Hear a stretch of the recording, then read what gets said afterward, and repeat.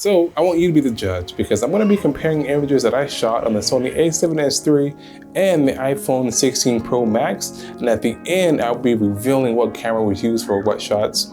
Let's go ahead and do this. From the moment I heard that Apple was adding log to their iPhones, I was skeptical. Is it going to be any good? Is just another iPhone gimmick? One of those features that a company says is going to be amazing and then you use it and it's just not very good?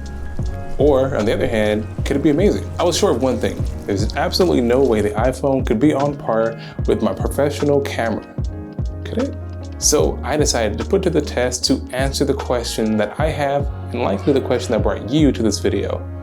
Is it any good? Can it be used on set? How does it compare to the image of the Sony A7S III? And could it one day even replace my professional rig?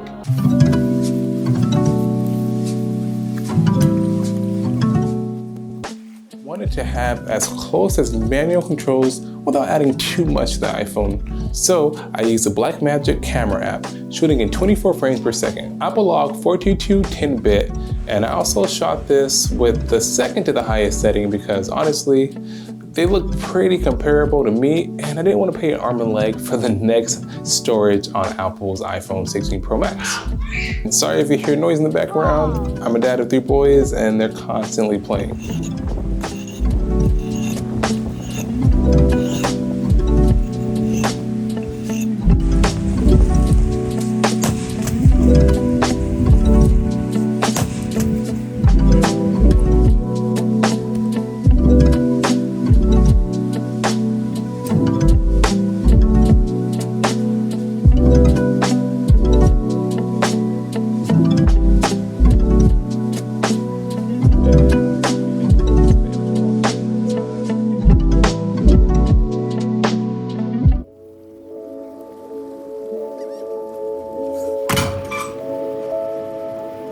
Now, honestly, I'm impressed.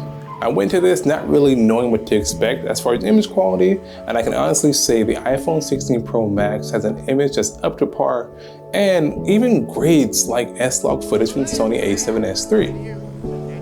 I don't know about you, but I am really impressed. I'll let you be the judge on what image quality is better, or if it's comparable, or if it's just not even a race. I will say there's a couple of things that I noticed that are limits with the iPhone. Number one is the iPhone's low light capabilities were just nothing compared to the dual ISO with the Sony A7S III. That's not to say that you couldn't use it.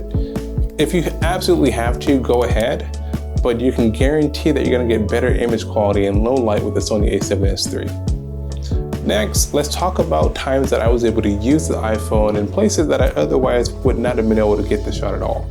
For this scene here, when I was chopping wood with an axe, I was able to put the iPhone in a way and a position that just would not fit the Sony A7S III. And also when I went to go grab the axe off the rail here, and I think that's where the iPhone really starts to shine. There's times and places where you just wouldn't want to have to carry your camera.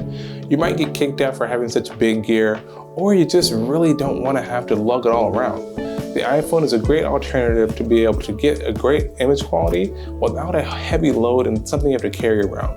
So for me, I think it's a win. That's all I have for you guys in this one. I'll catch you in the next one.